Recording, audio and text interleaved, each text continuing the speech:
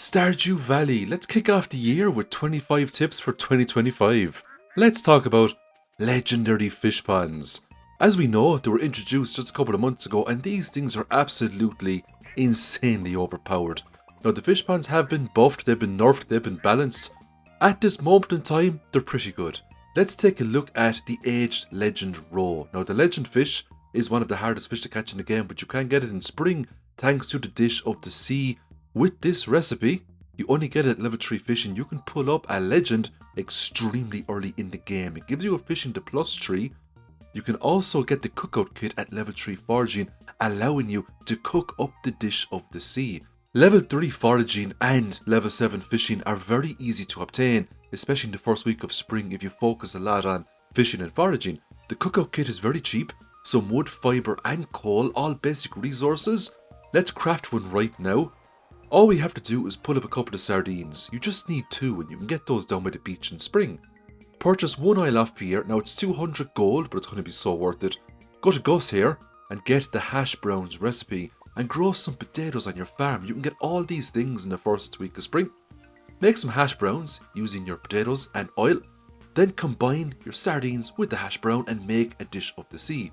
This +3 fishing will allow you to have a go at the legend with a fishing skill of only 7. It's not too bad to get 7 early on. Sure, you have to grind it out a bit, but there's a huge difference between grinding out 7 and grinding out 10. 10 takes way longer. When you reach fishing level 6, you can buy an iridium rod. You can also get a trap bobber, making the legend much easier.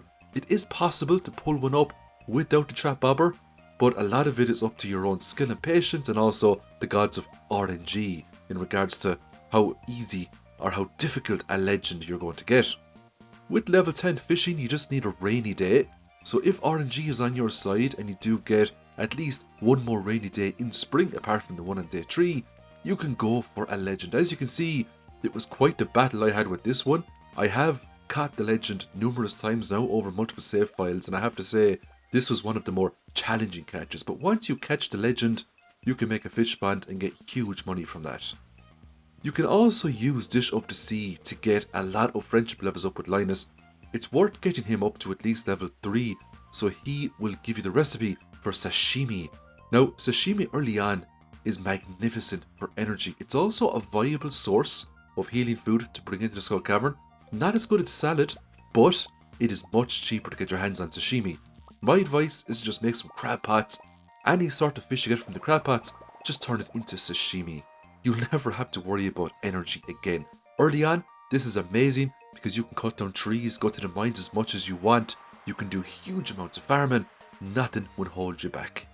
For the next tip, a worthy mention, if you get farming level 3, you learn the farmer's lunch. Now, this can be quite simple to make in spring. The only thing holding you back on this is the fact that you need a milk and an egg to make it. You need cows and chickens. But there is a chance you might get an omelette from one of the mystery boxes. You can also get it from Gus's rotating stock, and you can pick it up from Krobus as well if you were to unlock an early Krobus. Now, if you get an omelette, you should absolutely make yourself at least one farmer's lunch, as it gives you a +3 to farming. And the higher your farming skill, the more likely you are to pull up high quality crops. That means more money for you. Let's take a look at the strawberries, for example. If we have a farming level of 13, the great majority of these strawberries will be gold star strawberries, and if you have 100 or 200 strawberries and the vast majority are gold star, that's going to make a huge difference in terms of how much money you're going to reel in every couple of days.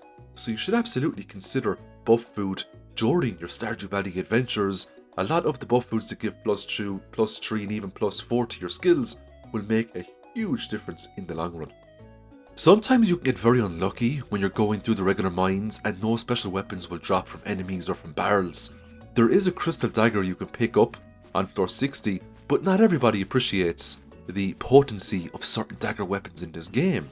So if you find yourself on the floor 80s, a few floors before you get a fairly decent weapon, the obsidian edge, you might consider going back to the starter levels and farming up some insects. You just have to kill a handful of these and you can very easily complete this monster eradication goal within a day if you just farm from floor 15 up to 30. Once you do that, you will get the insect head. It's a level 6 sword, it's got 20 to 30 damage, and it is a destroyer of regular mine enemies. It will last you the whole way down to 120 if you so wish. A shout out to the root platter. You get this at level 3 combat. Most level 3 skills will get you something really good. Now the root platter gives you a huge attack power buff, and all you need to make one is a cave carrot and a winter root. Cave carrots are extremely common, especially if you find levels like this with lots of dirt. If you have an iridium hoe or any sort of a decent hoe, you can get a lot of cave carrots, or you can just bomb the place. You can even use your cookout kit inside caves. You don't have to use it on your farm, you can use it anywhere you want. Not only will it give you a huge attack power buff, but the root platter also gives you a lot of energy and health. So if you have cave carrots and if you have some winter roots, consider crafting a few for your adventures. Let's talk about the prize tickets. Not many people know this, but if you obtain 5 prize tickets, you will always guarantee yourself with a star drop tea.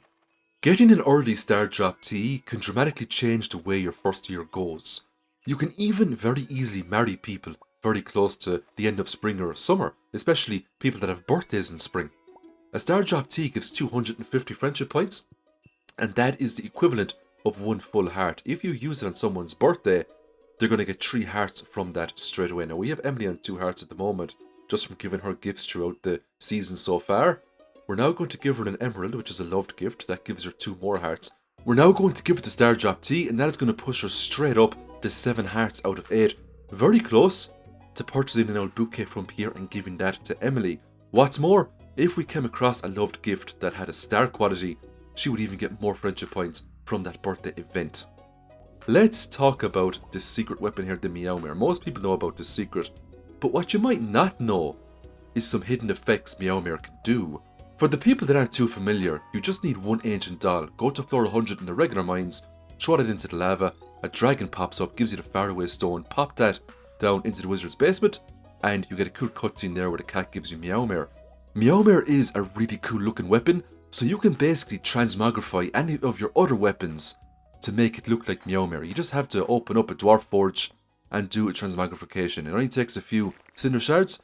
Any enemy defeated by Meow will always give you this really cool visual, whimsical effect, making combat a little bit more fun.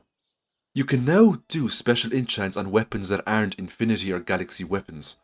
Let's take a look at this Dragon Tooth Cutlass.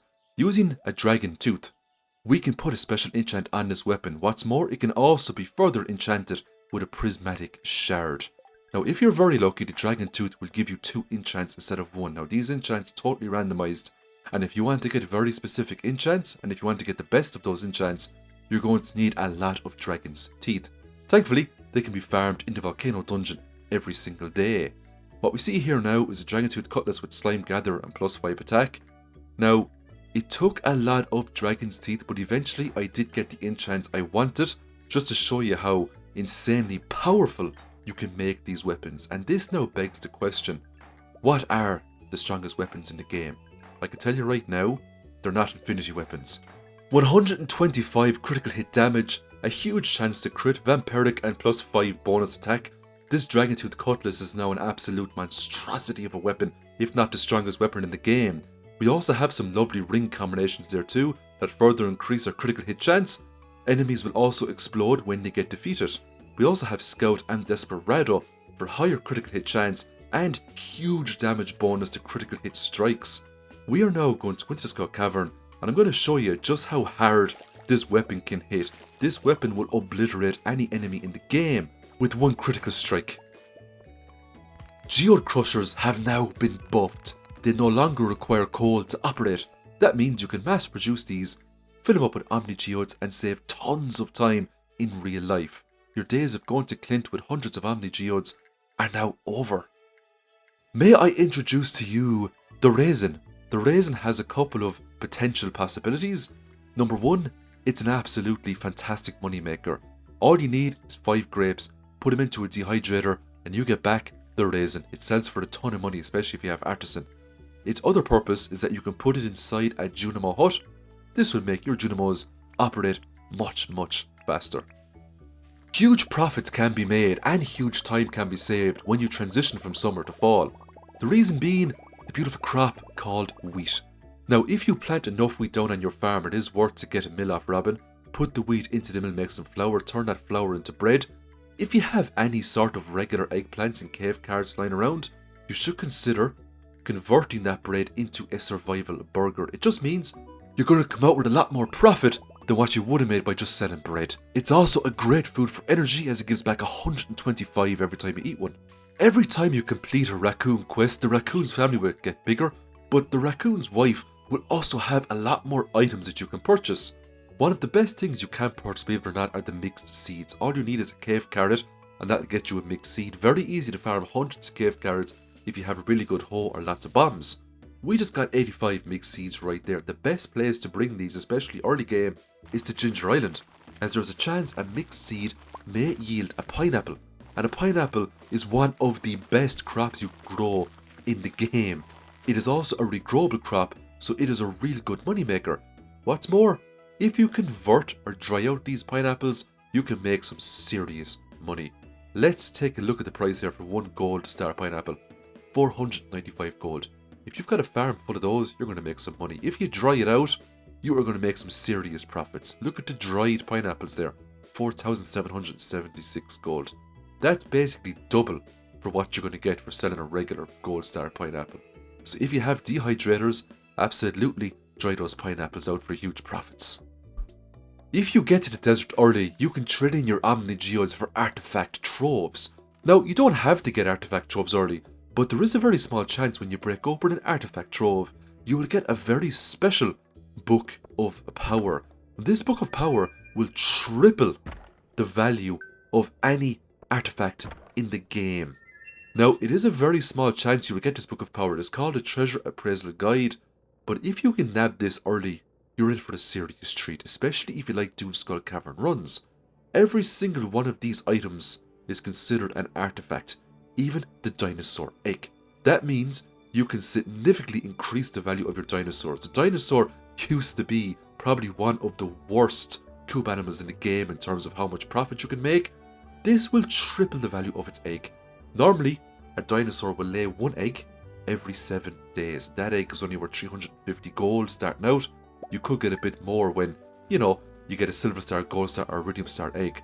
But with the book of power, look what an iridium dinosaur egg gets, 2100 gold. What's more, if you give your dinosaur a golden animal cracker, that's 4200 gold per week your dinosaur will make. Combine that with an auto grabber and you have an extremely powerful passive money maker. Welcome to the bait maker. You can put a fish into the bait maker. It will give you back bait that is specifically designed to make that fish more common. You can abuse the bait maker, get tons of sturgeon bait, and fish these suckers up for the whole day. Now, if you equip a quality lure, that means you're going to get iridium quality sturgeons most of the time, and if you smoke those up, let's take a look at the profits. 1 smoked iridium quality sturgeon sells for 1,679 gold. Now, that is with the artisan and the angler perks, but that is some serious money you can make very early summer if you fish those up for the whole day. Fishing has never been more overpowered. Speaking of fishing being overpowered, I'm about to show you something here that's just absolutely broken, and there is a very good chance it might get nerfed. The Extended Family Quest. You get this in Mr. Key's Secret Walnut Room. It is probably the most broken quest in the game. For 3 whole days, you can fish up as many Legend 2s as your heart desires. The catch is to just not complete the quest. Now, I recommend an advanced iridium rod with preserving. Preserving means you're going to get a lot more out of your precious bait and your tackles. We're using the trap bobber for a much easier time with the legend and the quality lore to increase our odds of getting an iridium star legend 2. Now, these legend 2 fishies aren't pushovers. They are very difficult to catch. Now, we have a trap bobber. We also have a fishing skill of plus 15 because we have a key seasoned seafoam pudding there as well. That makes our fishing bar much bigger, and the bigger the fishing bar, the easier these things are going to be to catch. You could swap out the lure for a cork bobber to make your fishing bar a little bit bigger if you're really struggling, but the iridium quality legend 2s are absolutely amazing. Now, as you can see, we just put our first legend 2 into the bait maker to get back bait to make the legend 2 a much more common catch. It is quite rare to catch up here. Now, sometimes RNG can be on your side and you can come out with at least 10 of these in one day. I'm going to show you how much I made after 2 days of fishing these legend 2s up. I managed to catch 15 of them, 42,000 gold per fish, 630,000 gold. You can make millions of gold off the extended family quest. if you utilize this tactic. It's just absolutely broken. You can also throw all of these fishies into fish ponds. Let's take a look at a farm filled up with Legend 2 fish ponds. Now as we can see, you're not guaranteed raw each day, but when you do collect raw, it will sell for thousands of gold. Are you going to make millions of gold within a few days? You're not, but it's probably one of the best passive money makers in the game. One raw will sell for over 7,000 gold. Now that is with the artisan profession, but it's just incredible money. Fishing isn't the only profession that has received significant upgrades. Combat can now make you huge amounts of money every single day, especially if you get an ambush room. Upon unlocking combat mastery, you can start collecting trinkets. What you see here with me is a level 4 parrot. That is the highest level parrot you can get in the game. A level 4 parrot means there's a very good chance an enemy will drop money when they are defeated. Now you combine this with a fast weapon and a good ring combination, you can make hundreds of thousands of gold every single day. We have the burglar ring. We also have the hot java ring. So we're going to get triple shot espressos. We're going to get regular coffee drinks. We're getting money off these enemies. We also have the monster compendium as well, so there's a chance monsters can drop double loot. We also have the napalm ring, so monsters explode when they're defeated, which means staircases are much easier to come by. And we have an iridium band for the magnetism. After a whole day of wiping out enemies, we made 104,000 gold, and that was a kind of a crap day because we didn't get any ambush floors. But look at all the triple shot espressos we got. Look at all the coffees we got. Look at all the ancient seeds we got and the green slime eggs that we picked up. And this is all from the easiest combat floors in the game, which is just incredible. What you see here is the Meadowlands farm. It is a new farm type. It starts with special bluegrass, but not a whole lot of bluegrass. There's also loads of regular grass. What I've done with this Meadowlands farm is sighted away all of the regular grass, allowing the bluegrass to rapidly expand. I then move around my coop and my barn to areas that have lots of bluegrass, allowing other areas to recover. Bluegrass will give your animals double the friendship points that regular grass gives. It's a great way to get friendship points up very quickly with your animals. That means a lot more money for you. Speaking of money, sometimes when the travelling cart appears, there's a 5% chance the travelling cart merchant will have a skill book.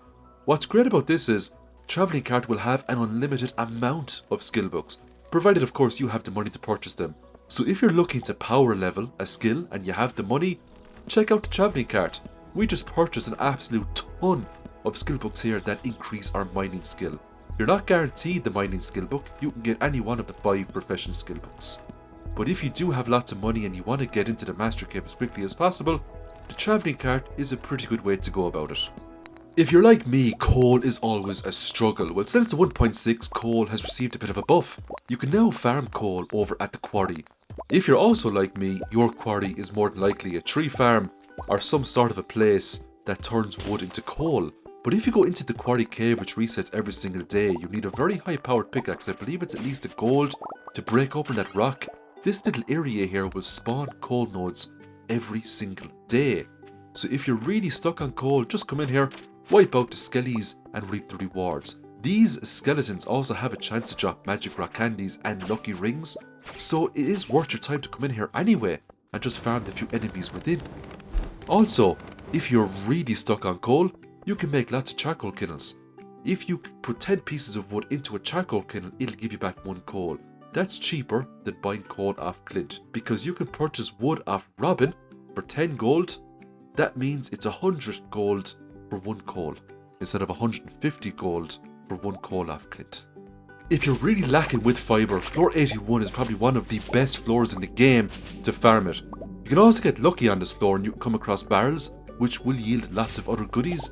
Repeating this method for the whole day will net you hundreds upon hundreds of fibre. You'll never have to worry about fibre again.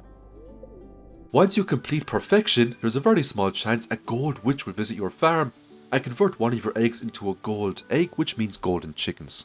If you get the green rain, take my advice, spend the whole day to collect as much fibre as possible. Sure, you can always go down to floor 81, but you're also going to get tons of foraging XP on this day as well, because if you whack open those huge fibre bushes, you get 15 foraging XP every time you destroy one. You also get lots of goodies. If you have the Book of Power, the Raccoon Journal, you're also going to get a lot of mixed seeds from destroying all of these weeds. And you can take all of those mixed seeds to Ginger Island to get some lovely pineapples. The green rain day is an absolutely magnificent day if you need any sort of forage related item. You only get the event once per year, so when it does activate, make the most of it. There's a lot of trinkets you can now collect in Stardew Valley, but every time you pick up a trinket, it could be slightly different than the last trinket you have. Some trinkets also come with levels or stats. The parrot egg, for example, has 4 levels, 1, 2, 3 and 4, 4 being the rarest. The fairy box has 5 levels, 1 to 5, 5 being the rarest, but 5 also means you have the most potent, most useful fairy box, as it will heal you for the most. You also have the perfect ice rod, which will shoot an orb out the fastest and it will freeze enemies for the longest. You also have the golden spur, and the best golden spur you can get is one that would give you a 10-second speed buff after getting a critical strike. You can find golden spurs with less. You also have the overpowered and incredible magic quiver. What you see here is a perfect magic quiver that shoots an arrow out basically every second and does substantial damage, 30 to 35. You also have frog eggs that come in various colours. The void frog egg and the prismatic frog egg are that of the rarest. You can go through hundreds if not thousands of iridium bars when you are trying to alter your trinkets to get the best versions of what you need. So take my advice. Keep your hard-earned iridium bars. Go for just a few alterations. If you don't get the trinket you want, simply restart your game. Though I'm going to try converting this frog egg a few times to see if I can get a void frog egg or the prismatic frog egg, just because it's the rarest and it looks the coolest, in my opinion of course. But for you, you might think the green frog egg or the brown one might look the coolest. The point is, don't waste all your iridium bars. Just alter it a few times. If you don't get the results you want, just save valuable time and just exit the title and go back in again. The Desert Festival has lots of activities you can partake in. It is possible to get to this festival in year 1 of spring, but you have to do some serious grinding, serious fishing, serious farming. A few NPCs to note: Emily will give you a prismatic shard, but you need calico eggs. You can get lots of those inside Skull Caverns. Kent here will give you staircases. He'll also give you a wood chipper, and normally you can only get your hands on a wood chipper when you get to winter in year 1 and after. An early wood chipper means you can chuck hardwood into that and get back lots of regular wood. That'd be very handy to have much earlier rather than later. Now all of the NPCs have their own useful items. Jas, for example, will sell you a magic rock candy. I'll put a link in the description of this video which will bring you to a wiki which will tell you what you get from all the NPCs. It's also worth noting that this vendor will always sell you a skill book, but you need calico eggs to purchase skill books off this vendor. If you're going for very early mastery, it might be worth spending those calico eggs on these skill books rather than other items you can get at the Desert Festival. You might have noticed a new NPC when you enter the secret woods, just up here in the left hand corner. This is a crow NPC and it will sell you back items that you can only get once. And you might have deleted these items by accident. We have Leah's sculpture there, that was a bad breakup. The starry double bed is one of my favourite beds. I don't know how that got there, but at least we can buy it back. And we're going to get my valuable golden helmet as well. So if you're looking for items on your farm and you don't know where they ended up, it might be worth to pay the secret woods a visit and have a chat with the crow. The last tip I'm going to give you is to just be yourself and play the game you want to play. You don't have to be this ultimate min-maxer. You don't have to make 1 million gold in spring or 50 million by the end of year 1. The game will never punish you for the way you want to play. Eventually, you will get there. You will make loads of money. So just sit back, relax, and enjoy the game for yourself.